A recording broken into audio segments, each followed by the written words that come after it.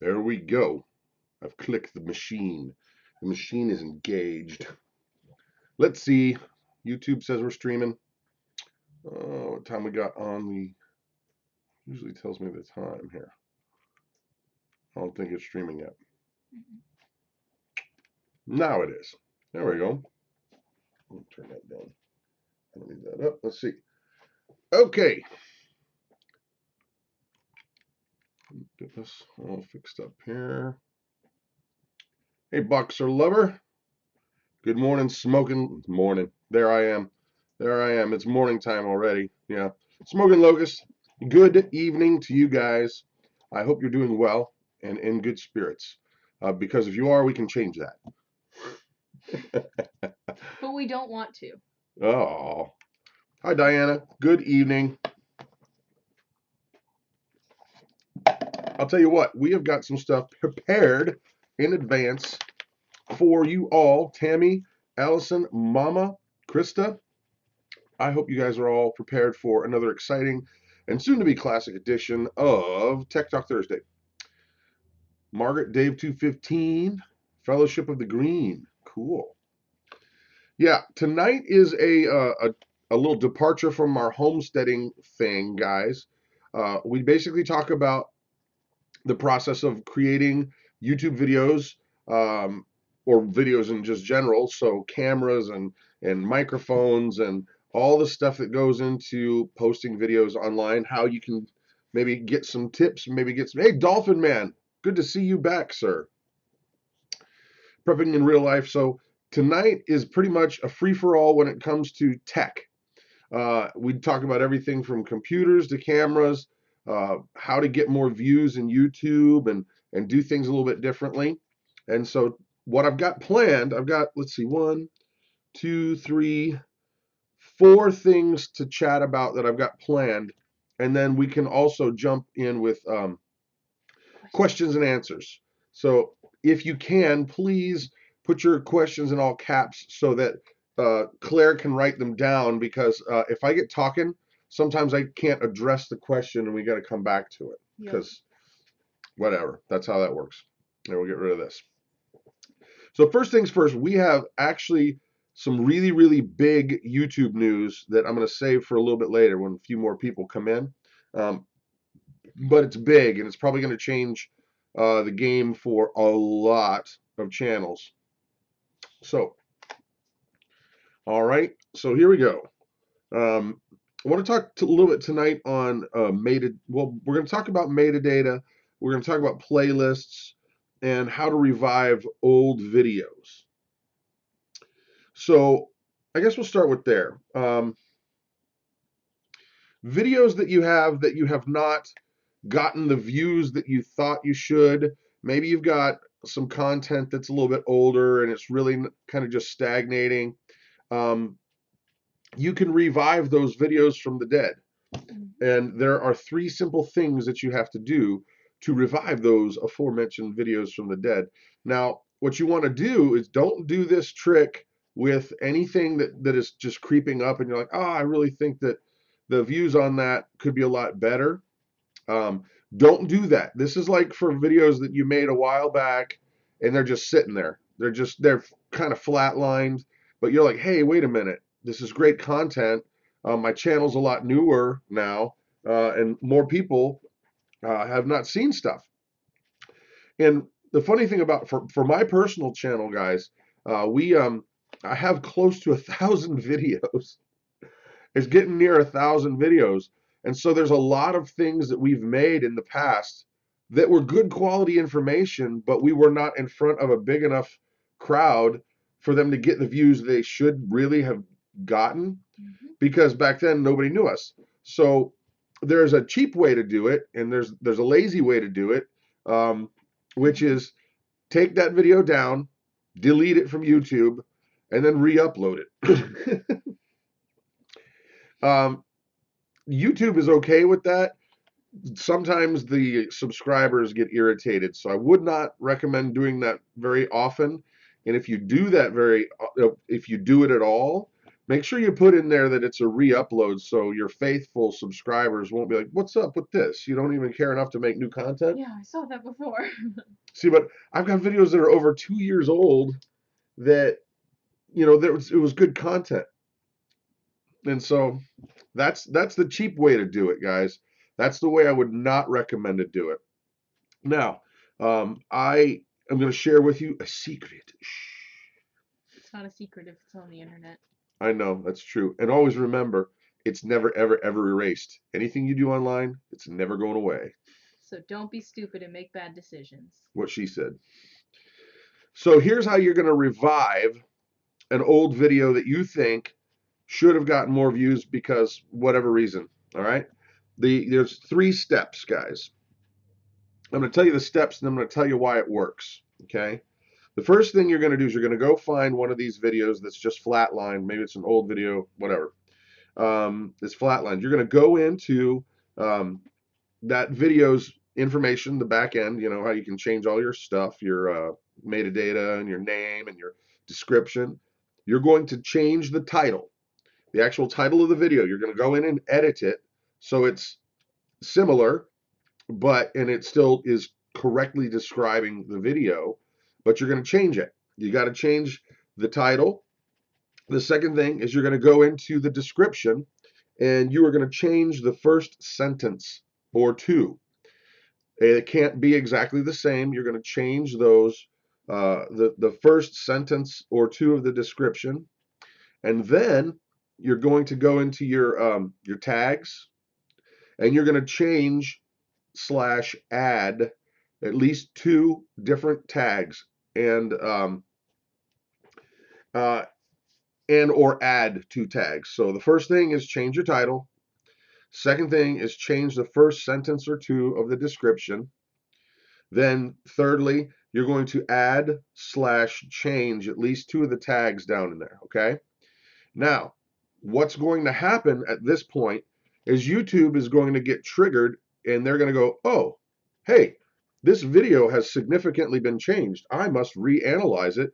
And what they're going to do is they'll put you back into the search criteria for YouTube and Google. And so it's basically like you just breathed new life into this old video because they're going to reanalyze it. They're going to re-put it in their queue. They're going to redo it like it was a brand new video. Okay?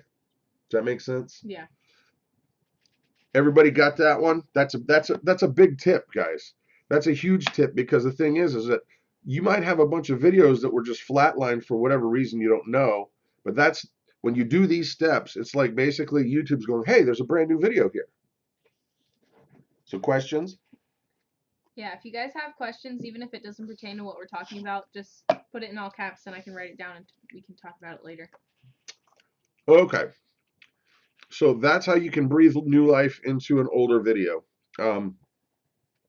Let's talk a little bit, and by the way, we've got a huge big news for YouTube, but I'm waiting on that till we get a few more folks here. Metadata, guys. Well, you know what? I'll give you another tip first. I'll give you another tip. Mama Hubbard. Metadata is all of the information about any file that describes the file. It helps YouTube or Google understand what that file is. And in this case, we're talking about our YouTube videos. So when you put in a title, that's a title, but it's also data. When you put in your description, it's a description, but it's also data. When you put your tags in, those little words that your key phrases that describe what the video is about, all of that gets smashed together into what's called metadata. And it's all descriptive about that specific file. What if you don't put a tag in? That's bad. Okay. Yeah, that's basically like saying I don't want anybody to watch the video. So you haven't been doing that. No, I have, except for like 1 or 2 videos. Get in there and put some tags in, sister. What I need to do is just put some in and then just add ones for each individual video. It helps the NSA figure out what it is. Well, yeah, we do not live in a society that is a respecter of privacy anymore. It's crazy, man. If you even read the terms of service, if you've got a smart TV, we've got like one of those smart TVs. In the terms of service, it tells you basically they can take all your data, they can use it in any way they want. They can turn on listening devices that are built into the TV. It's nutty. So, Mater data, yeah, tomater. It's like tomato without the t. So, here's another tip that will get you guys added bang for your buck. Okay, when you have when you put your videos up, um, there's a section in there where you can add playlists to your YouTube channel, right? So um, basically, you can make these categories. They're playlists. So if you had, say, if your thing was a homesteading thing, you might have a playlist called chickens, and you might have a playlist called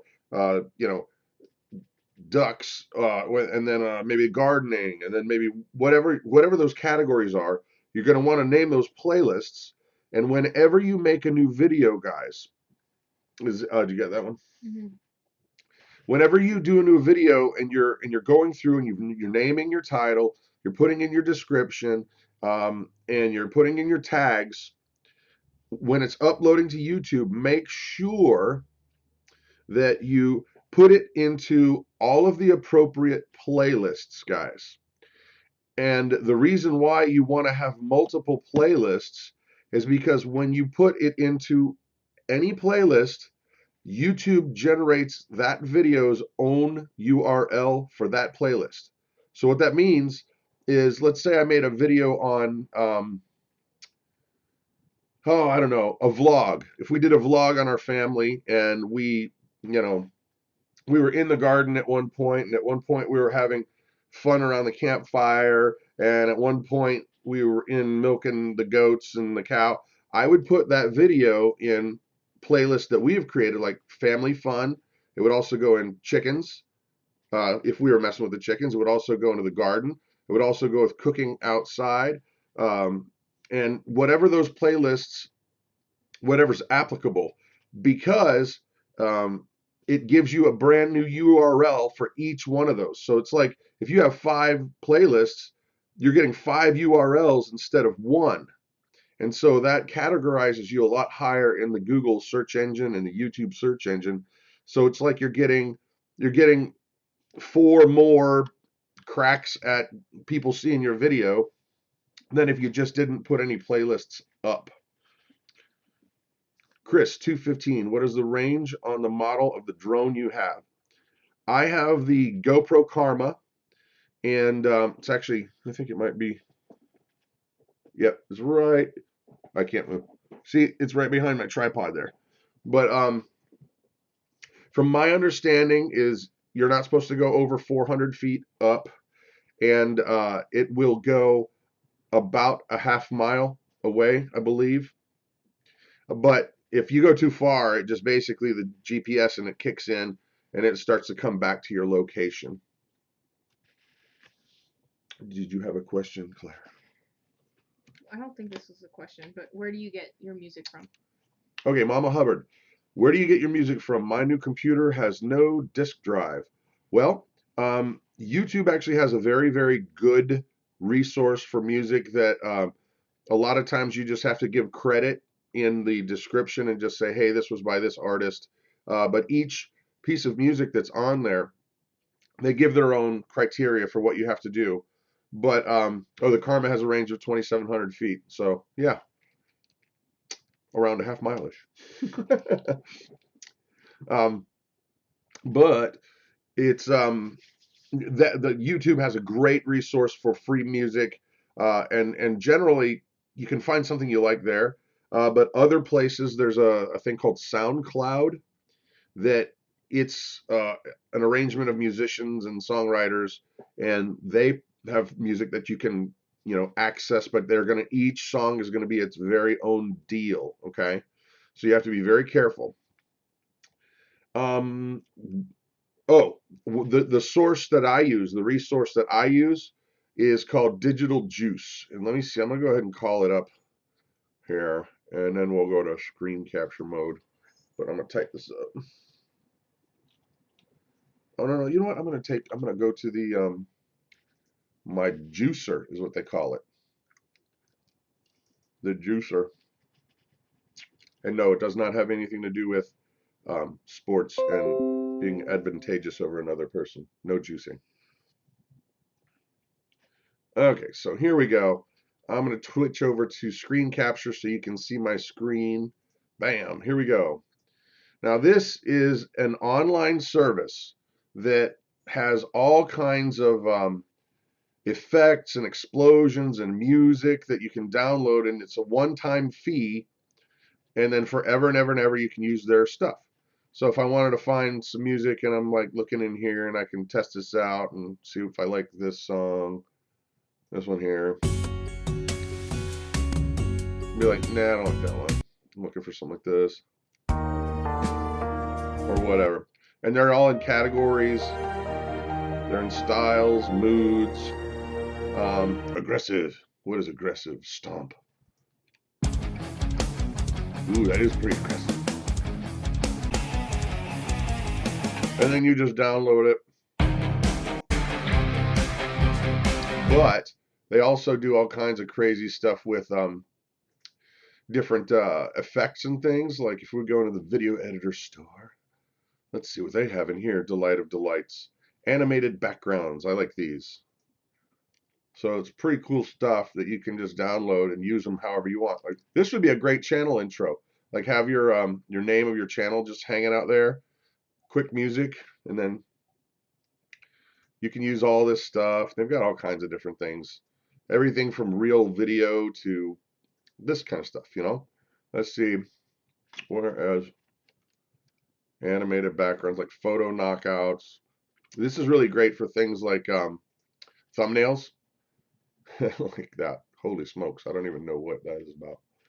But that's the service I use. So I'm going to get out of here. It's called Digital Juice. Let me turn that back off. There's a question. What about your own generated music? Any important tips or rules? No.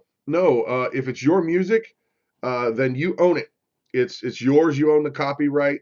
That's that. Bandana Grandma, is it okay? First of all, is digital mobile device friendly? I don't know. I've never used it like that. Bandana Grandma, is this the one that costs about $200 a year? No. Unfortunately, it's a little bit more, but it's forever, and that's what's really cool. I can't believe it's actually it's probably the best deal I know of in professional media. It's the deal I got was $400, but then forever. I never have to pay them again, and as long as they stay in business, they keep putting out new music. They keep putting out new effects. It's not just a small little thing, and they don't add to it. They add to it every day. So, okay.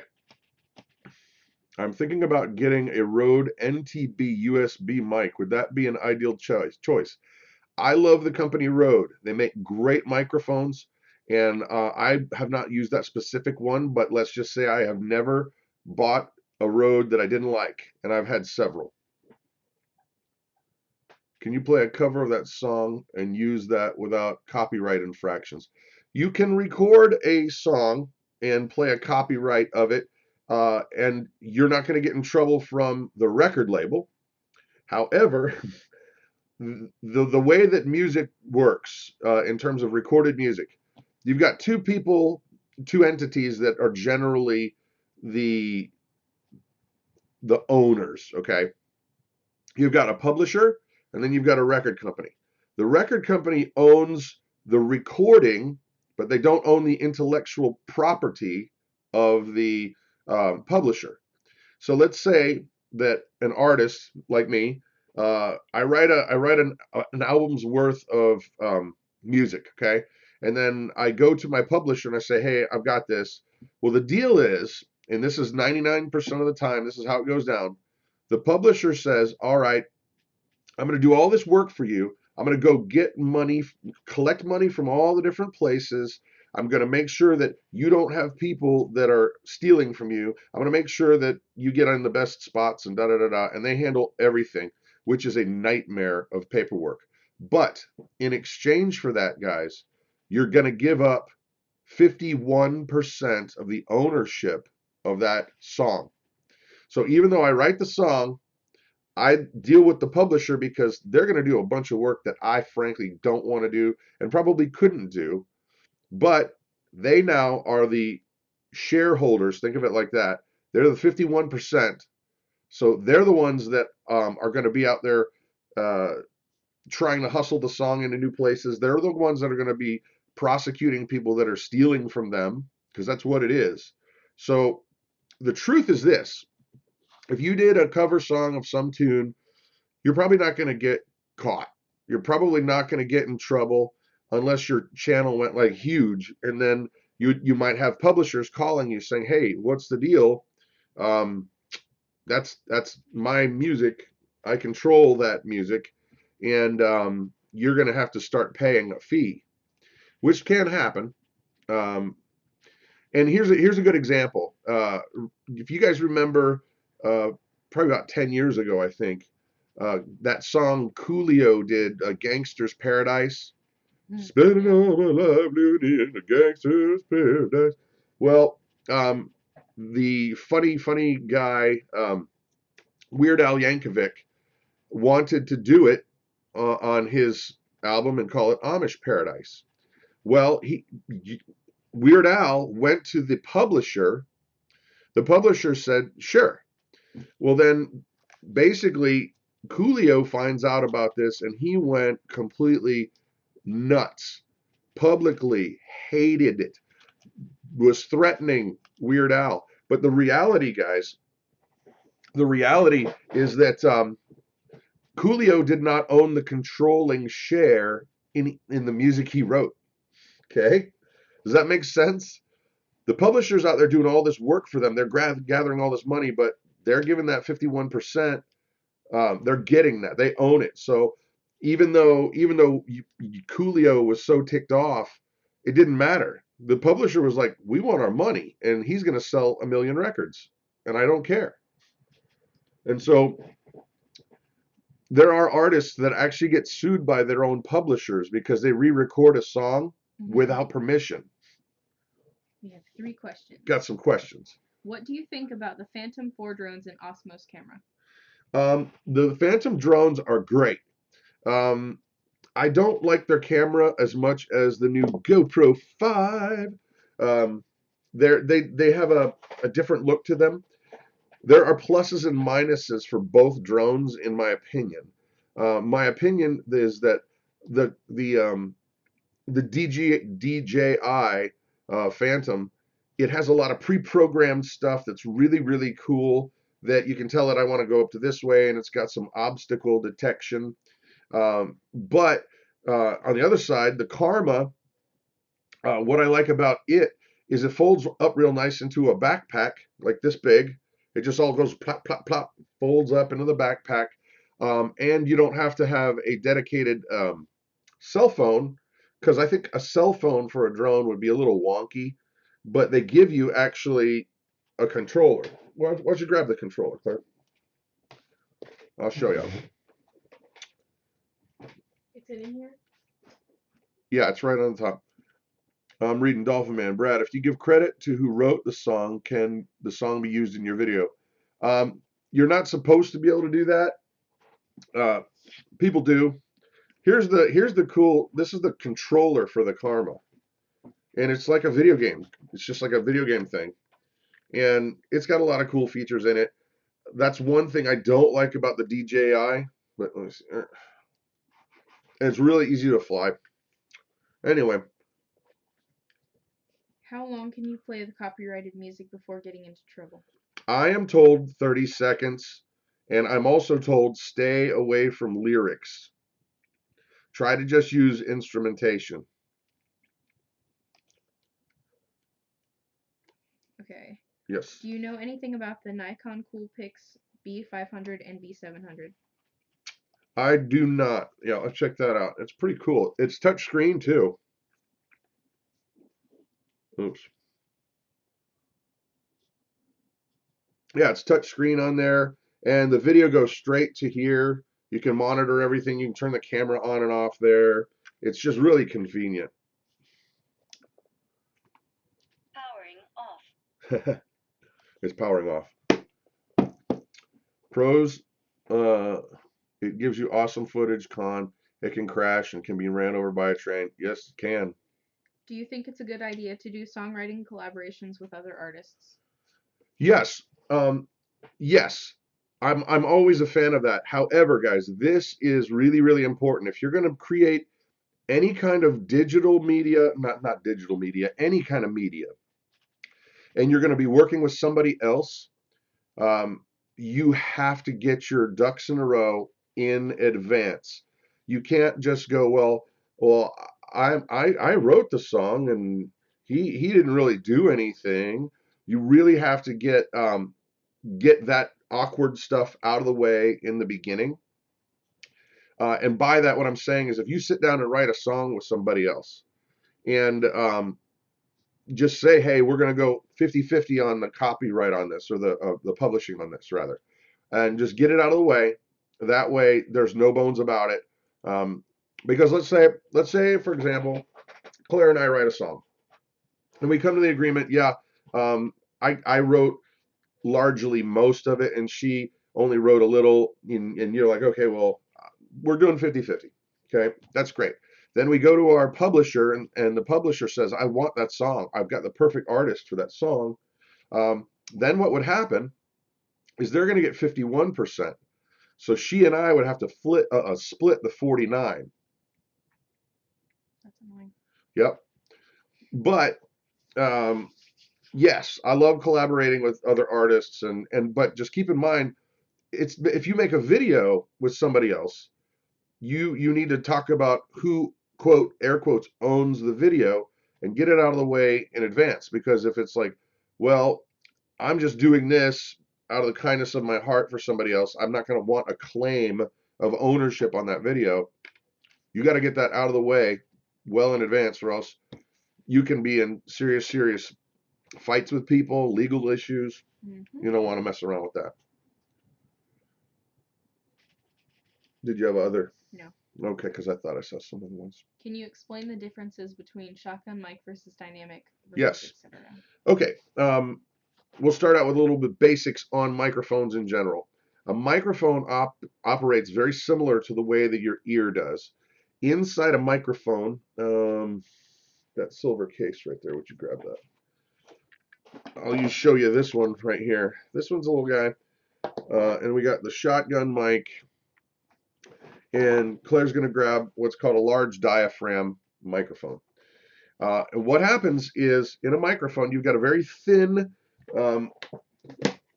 membrane. In a lot of cases, it's a mylar membrane, and it's stretched out and it's suspended. You might not be able to see this, but inside there, I don't know. Can you see the little circle in there? Yeah, there we go, a little bit. Right there. That is a 1-inch piece of gold splattered mylar.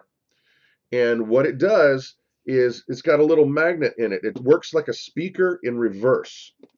And when the air vibrations hit it, it changes that mechanical energy into electrical energy and sends it to wherever you want to send it, whether it's a camera, or whether you want to send it to a recording studio or whatever. Now, there are very different kinds of microphones for different kinds of situations.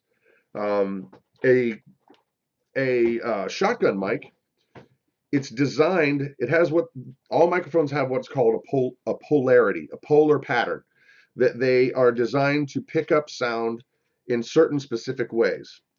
A shotgun mic is designed to have a very narrow field, and it picks up in almost like a cone shape.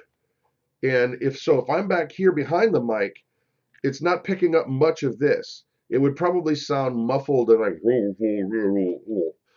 but then if I all of a sudden turned it this way, it's going to be clear as crystal clear. these are good for when you want to be in front of your camera, but you don't want to really pick up a lot of stuff on the sides. Okay, and that's that one. These little guys, these Rode, speaking of Rode mics, these little guys you plug into your phone are like a mini shotgun mic. Um, they call the patterns, the polar patterns are called, they're different polar patterns.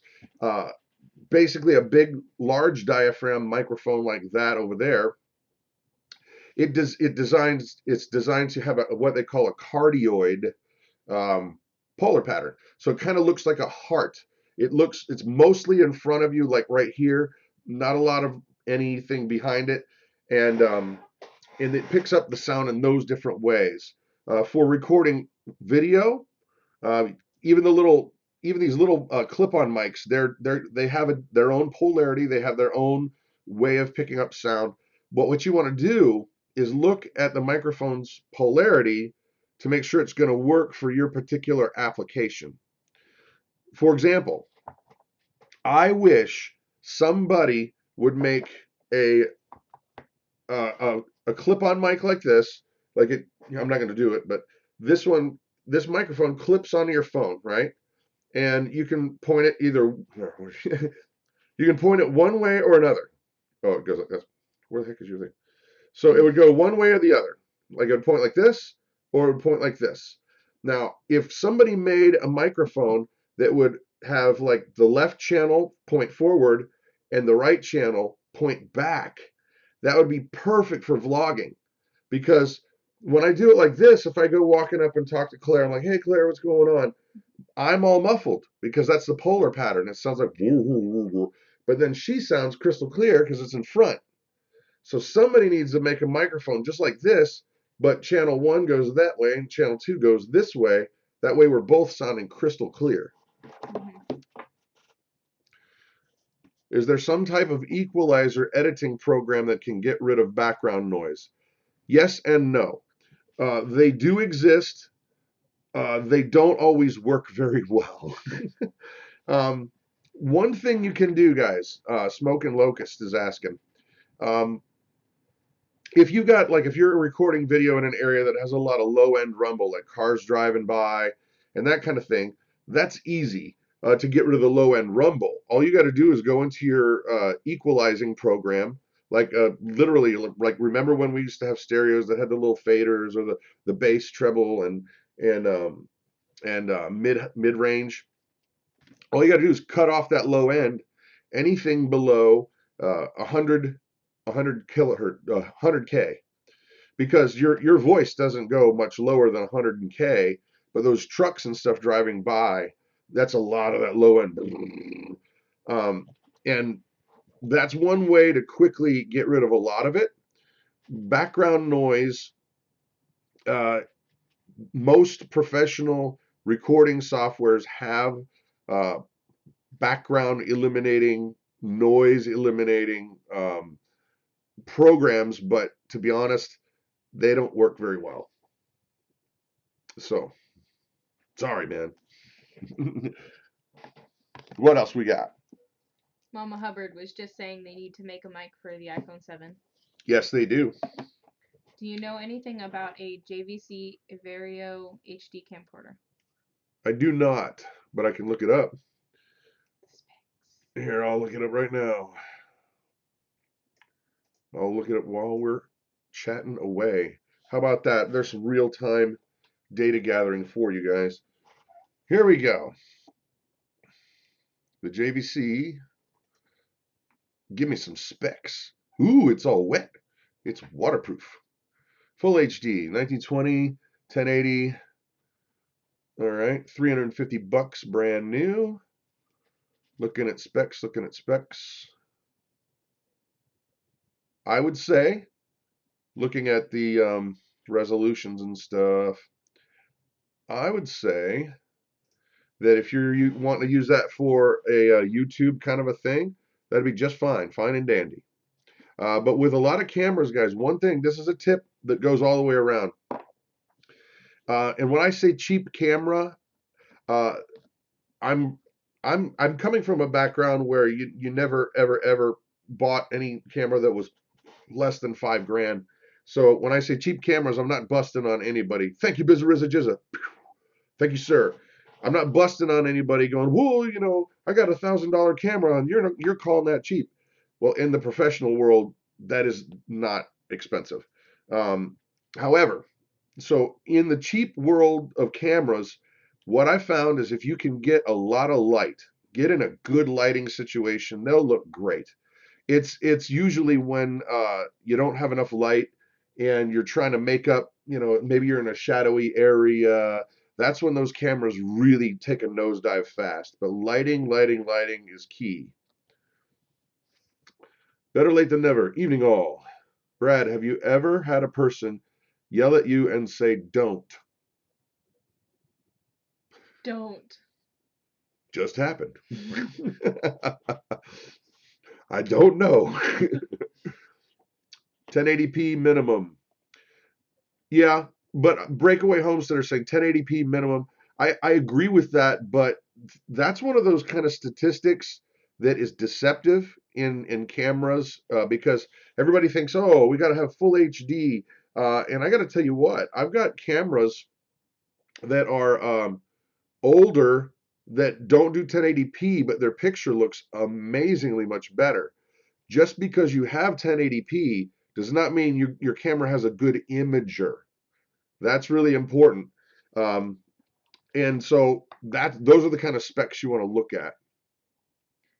Do you know of a good camera to use for time lapse? Okay, depends on what you're wanting to time lapse. I'm okay. I've got background in you know a lot of cameras. I'm coming from a background where you know a $5,000 camera that's just what you would use, and I'm scaling back. And I actually really love these Canon Vixia HFG20s, and even more the XA10. I do weddings with these, and these look stunning. Now, that said, this GoPro, which was $350, looks just as good. Yeah. And it offers a lot more options. So, and this is the 5, guys. You could pick up a GoPro 4 really cheap.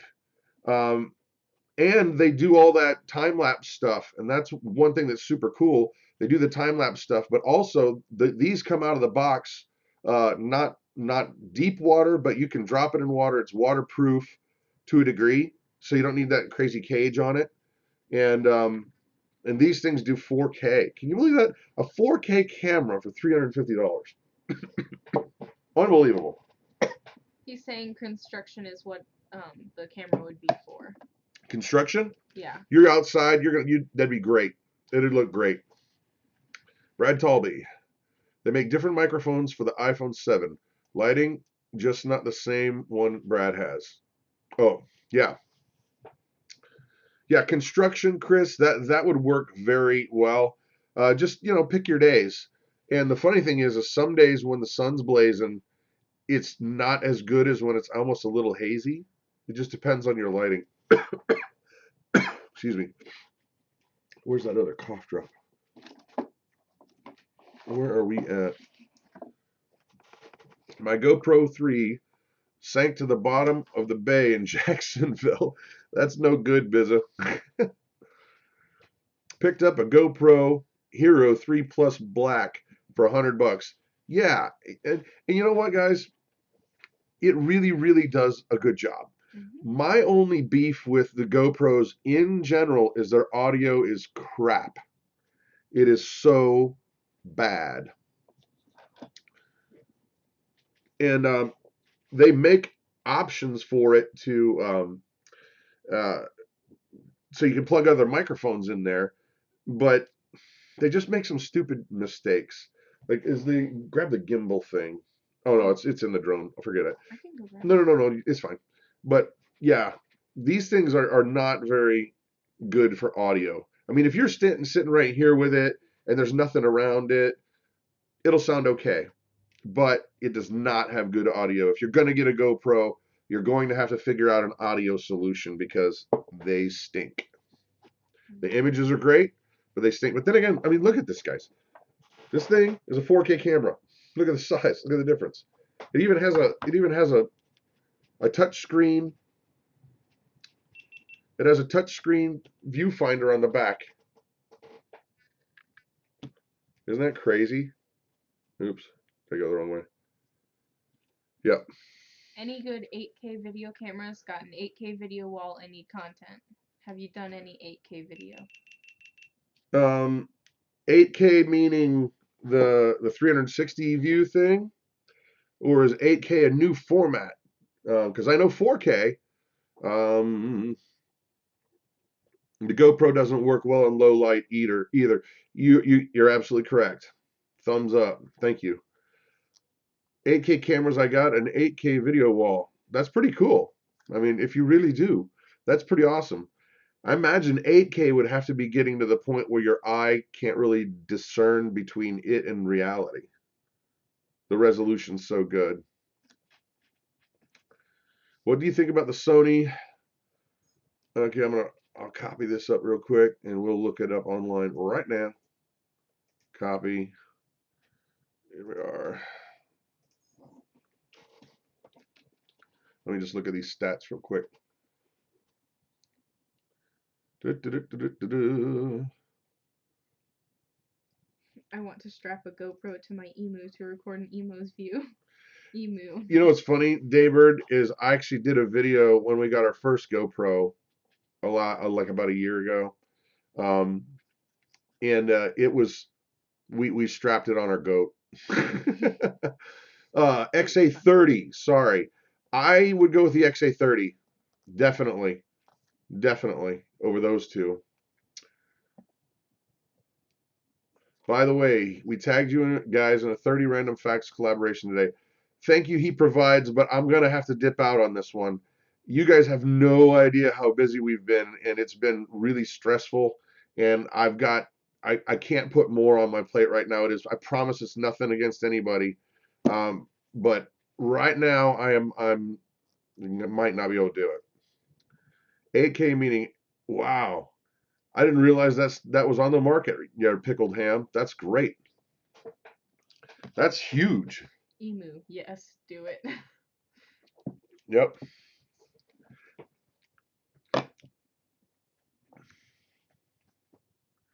GoPros sound like river food in this chat. Oh, wow.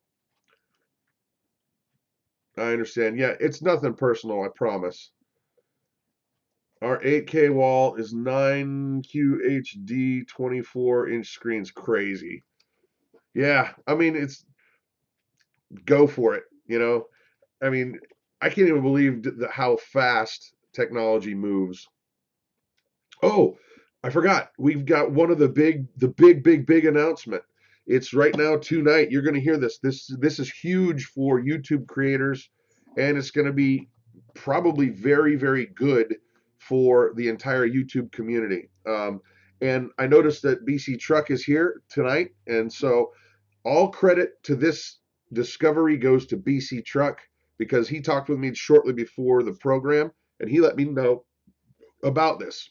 Now, as a lot of us know, there's been a huge problem that a lot of advertisers like Walmart have pulled out of using any advertising on YouTube because they were claiming there's a lot of hate speech, a lot of a really wrong kind of content, and their ads were coming up.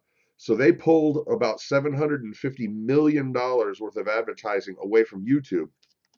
But the big news is this, and thank you in advance to BC Truck. This might affect some of you guys negatively, but it's going to be good for YouTube as a whole. It just depends on the size of your channel. The news is this: YouTube is going to start demonetizing any channels with fewer than 10,000 views. So if your channel has 5,000 views, you will not be able to monetize on it anymore. It's going to remove all monetization on any channel that has less than 10,000 views. And the reason for that is because you've got a lot of these hate speech people and really dirty and perverted people. They'll just go on and make spam accounts, and they'll go even steal other people's videos, stick it on theirs, so they can go ahead and steal the monetization for a while till YouTube finds out. And then by that time they've made their money, even though YouTube's going to just knock them out. um, that they can't do that now. They won't be able to do that now.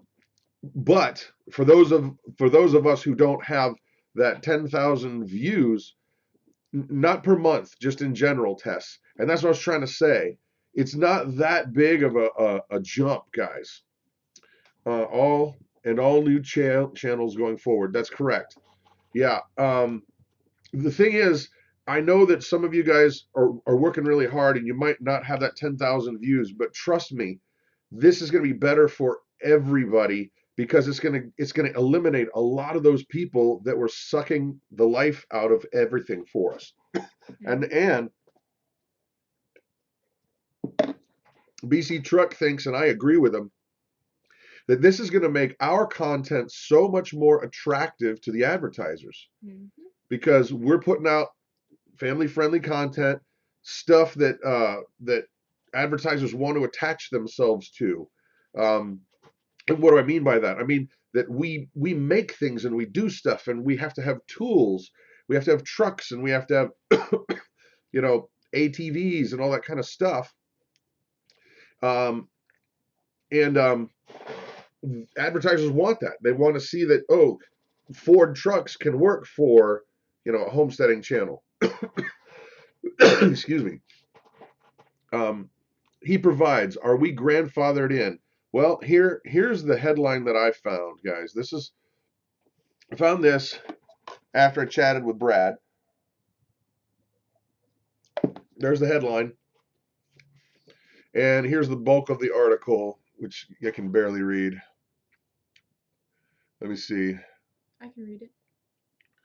It says, in the few weeks, the company is going to add a review process for new creators who apply to host ads. After the channel hits 10,000 views and applies to the program, YouTube will review its activity to confirm it's following the site's community guidelines. Okay. Also, guys, this is pretty important. They confirm that a view consists of when somebody watches your video for 30 seconds. So if you click on something and then you're like, oh, this stinks, after 15 seconds, you don't, it's not a view.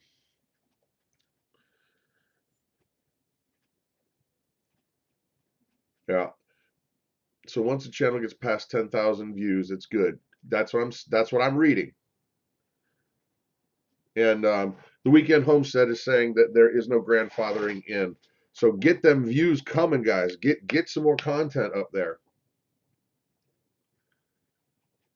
I'm less than 9K views to go. Oh no. Well, make some cat videos. They go over well. I don't know why. Make some angry cat videos. You still have to have 1,000 subs. It didn't say anything about the subs. The article did not say anything about the subs. When does this start? Let me call the article back up here and see if I can read it. In the next few weeks is what it's saying. And down here, any revenue earned on channels with under 10,000 views up till Thursday will not be affected. YouTube pointed creators to its YouTube Creator Academy for tips to reach the 10,000 milestone. Well, that doesn't really help now, does it?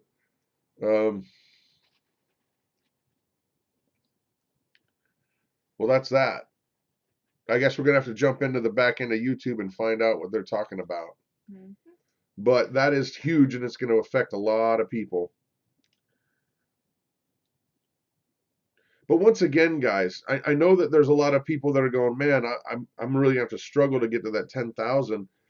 Let me tell you what, in terms of the money aspect of YouTube, you go a long time before you make any money. let's just say that I think it took me 6 months of making a video every day.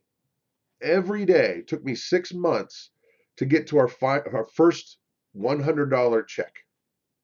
Mm-hmm. $100 for 6 months of videos every day.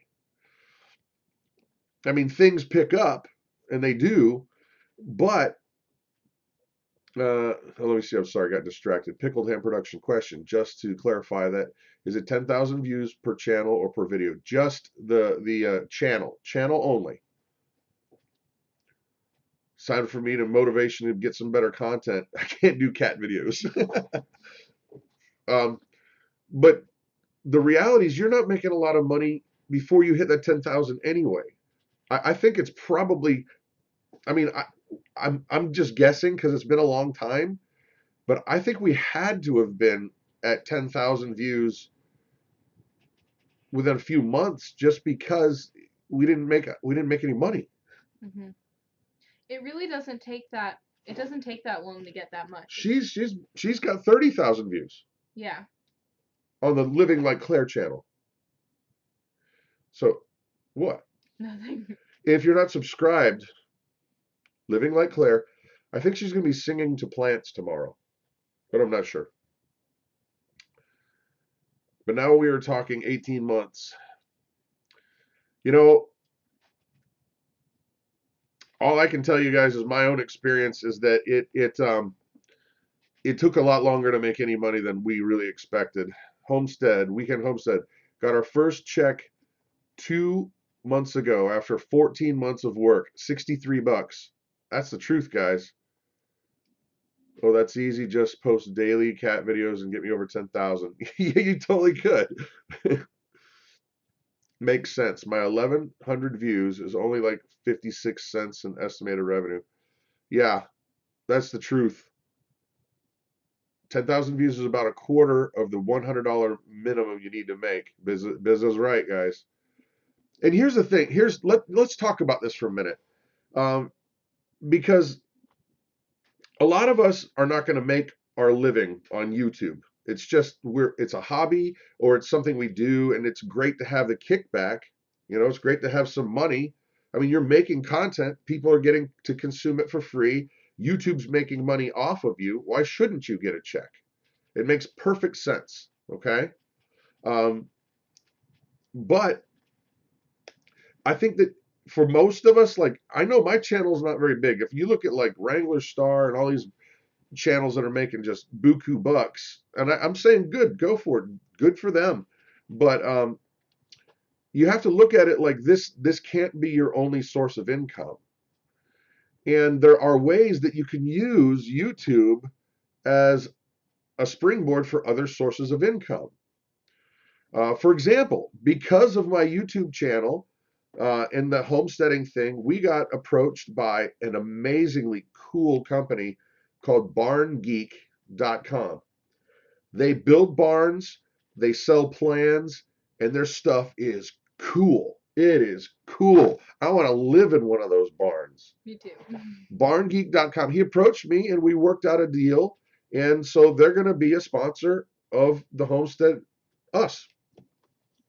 And so without having YouTube do that, without us putting in the 2 years of work to get to this point, we never would be able to access that. Mm-hmm. There's other ways that you can make money too, guys. You don't want to be ridiculous and make it just, commercial after commercial after commercial after commercial, but get an Amazon affiliation. When you talk about some product that you like I really like my little through night flashlight here. Love it. It's a LED flashlight, focusable, and they're $6. So I talked about that. And if somebody buys one of these things because they like it, I think I get like 20 cents or something. What was that? My synthesizer. Oh. Everybody needs a synthesizer right next to your creation table.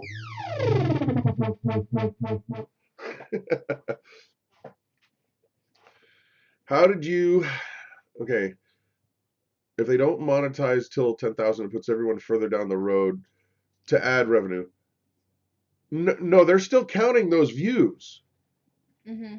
They're just not going to allow you to get paid. That's the way I'm reading it. I think it's the way I'm reading it. How did you find time to do a video every day?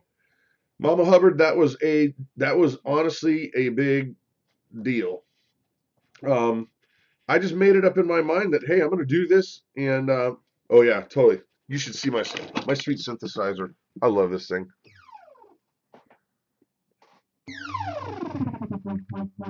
Anyway, I digress. Sorry. Boys and their toys. Amazon's paying 12% on some categories right now. Absolutely, guys. And that's the thing. We don't um, sit down and make videos based on an Amazon sale or thing.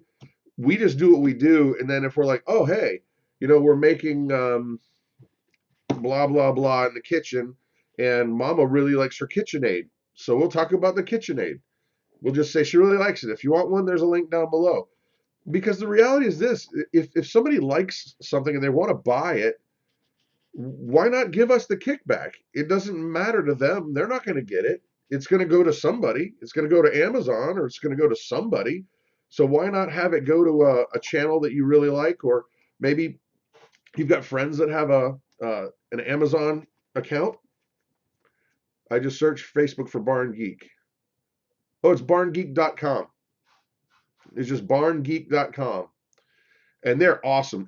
But hey guys, if you're going to go to the Barn Geek thing, don't get any of the plans just yet, because we worked out a deal for them. And they got a sweet deal that's going to be coming out this Saturday. So just wait on it till Saturday, because they're offering a deal that they've never offered. And it's pretty awesome. Mm-hmm. Yes, that is correct, Brad. The first 10,000 views on your channel are basically free. After that, you get a credit for AdSense. Yeah. I can't imagine them just going, no, you got to work for 6 months for free. How about a video on setting up affiliate links? You know what? That's an excellent idea that we might do next week. Claire, you got that written down? A video on Amazon affiliate links. Yep. And other things, guys. There's other ways that you can make money by having a YouTube presence. And that's the thing. One of the things that I've just recently come to understand is I may never, ever, ever make enough money on YouTube to say that's my salary. Okay. That would take so many views. It would take an act of God. You'd have to have so much. I mean, how often does a Wrangler star happen? Not very often. But if I can use my YouTube presence to help out some other businesses, like with sponsorships, they're getting helped. I'm getting helped. The monetization, the YouTube affiliate, that's great. You can search out companies that you like stuff that you like, and work out deals with them.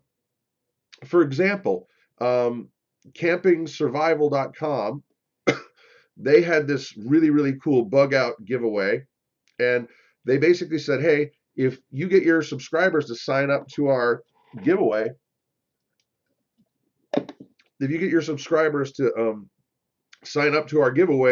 we'll give you one, and then we'll give one to your subscribers as a gift. Everybody wins. Everybody wins like that. It was like a $300 bug out kit. But not just that, but there's other ways that you can get money too. Let me think. What are some of the ways that we do? We do the affiliate thing.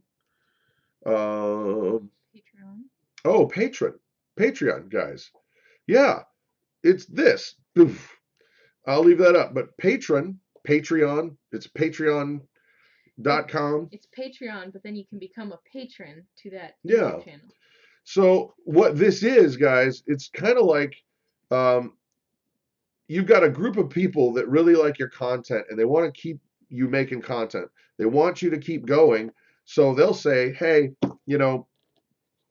I'm willing to give you $1 a month just because I really like you and I really want to keep you going. Or they'll give you $5 a month. And that money, patron takes a cut.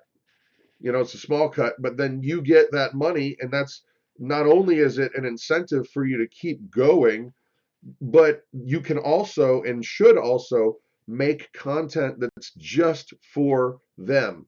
They have a system where I can go on and make an extra video, like we're vlogging or something and we're out and about, and I can make an extra video and I can post it on YouTube, but only the Patreon people can see it. So they have an incentive to go ahead and support you because they're going to get all that behind the scenes stuff. You can give them digital files. Like we're getting ready to finish up work on a cookbook, and we plan on giving a cookbook to each one of our patrons. And so they get value added, and that's, you know, that's another way that you can have, like, you might make $50 a month, or might make $100 a month. Um, the If you guys know the An American Homestead channel, Zach over there, his content is fabulous. I love his content at An American Homestead. His patrons, he's got over $1,000 a month from his patrons. People that just say, "Hey, I'll give you $5, I'll give you $1, just keep doing what you're doing." And then every so often he'll give them like a special deal, or he'll give them something. Like he makes smoked salts, right? And so he smokes these salts, and they're supposed to be great. And he'll either give them some, or he'll let them buy them at like cost. And so that's another way. But there's tons of ways that you can do this. But I we can't look at YouTube as our sole source of income, because it's not. And unless something really miraculous happened, it probably won't ever be. But there are other ways that you can make connections. For example, I build websites, and because of being on YouTube, a friend of mine contacted me and said, "Now, Brad, I know you do a lot of tech stuff because you talk about it here and there. Uh, and do you do web stuff?" And I said, "Sure, yes, absolutely."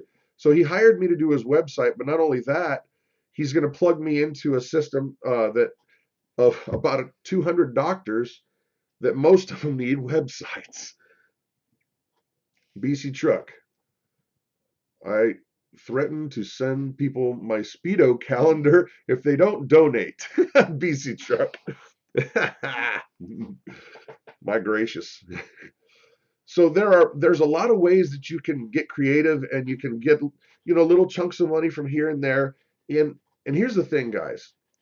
It's all win-win-win situations. I would hate for anybody to think that we're just out here trying to do videos just because it's all about the money, because it's not. If I can't help somebody out, and it works both ways, we're just not going to do it. And so, even these companies like barngeek.com, I'm hoping that they sell 10 barns just because they helped us out. And I think that would be great. Mm-hmm. Yeah. Patriot is awesome. Oh, Viking preparedness. Yeah. The link's going to be in the description if any of you guys want to patronize. And we do appreciate it. Question. This guy from Scotland. Hey, Jaggy Little Thistle. Hello. Say hi, Claire. Hi. Claire has a program called Hats for Vets. And it's awesome. And Jaggy Little Thistle lives where? In Scotland. And you sent him a hat. Mm-hmm. Do Because tell. he's a veteran. And talk it up, sister. all right, here we go. Putting this down. I actually found out he was a veteran from Off Grid Nation's channel. He did a video, and Jaggy had sent an email to Tommy telling him a little bit of his story, and he had gotten a t-shirt. And I was like, oh, that'd be so cool if I sent him a hat. And so I did. So. Yeah, he's a vet over there, and Claire's got a ministry going that's called Hats for Vets, and she and many content creators and many channel friends have crocheted really cool hats, and the goal is she goes to VA hospitals and just hands them out to people and says thank you. Thank you for your service. Thank you for your commitment. And we went to a VA clinic recently, and that was really awesome. Yeah, it was. Yeah, we probably gave out 50 hats. Probably around that, yeah. And well, there's Hats for Vets. That's one thing she does.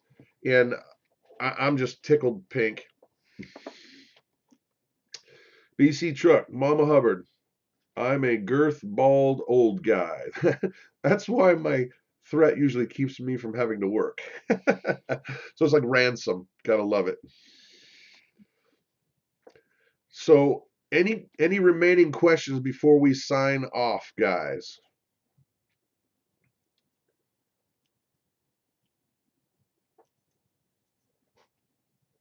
What was our topic for next week? It was a good one, I think. Oh, how to set up affiliates. Yeah. Yeah. Yep, it is. PJD is crocheted and knitted hats for veterans. Correct. Chris 215, I agree with you. Yes, she is awesome. All right. Pickled Ham, FYI. One of the live music videos that I filmed and edited got flagged for copyright violations. The artist wrote the song. Crazy YouTube censorship. This is a true story. True story. I was in a band called Cheer Up Charlie and another one called Scarecrow and Timid.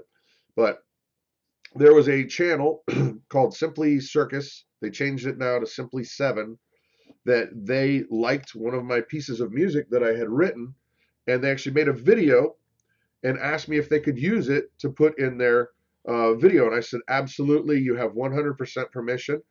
And then they put the video up on YouTube. YouTube flagged it, and they basically had the wrong copyright owner because it's always ever been me. And I said, this is my copyright. I own it. They have permission to use it. And they never would let him use it. They never would let him monetize it. And I'm like, I am the copyright owner. I have control. I never went through a publisher. This has always been mine. I have the power. But they still wouldn't let him use it because it flagged it in some weird way. You know, maybe we can do a video on some income streams. Yeah, and you know what, guys? We only touched on a few. If you guys, I'll tell you what, if you're serious about looking at another income stream that is flat out amazing. Oh my goodness. I'm sorry, I saw there's a plane going over there. But it caught my eye. It was very low. It's like dangerously low. But if you're looking at another income stream that is rocking, and I love it, it's Thrive Life Foods, guys. There's a link down below, but it's prepper food. It's freeze-dried, 25-year, shelf-stable food that is completely non-GMO, completely chemical-free. Amazing stuff. We buy it. We love it. And that's why we're starting to sell it. The yogurt bites are the best. Yeah.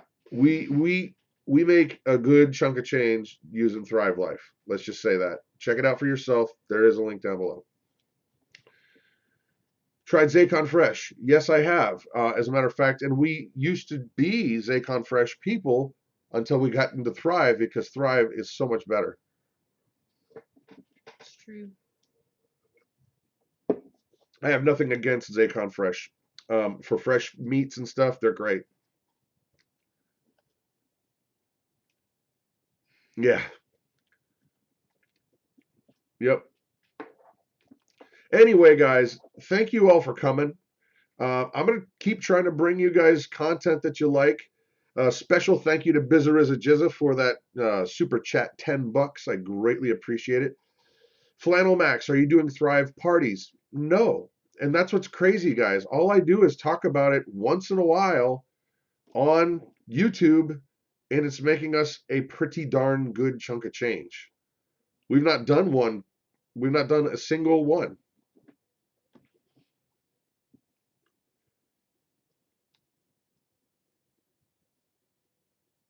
Alrighty, guys. We're out. Signing off. Goodbye. Bye-bye.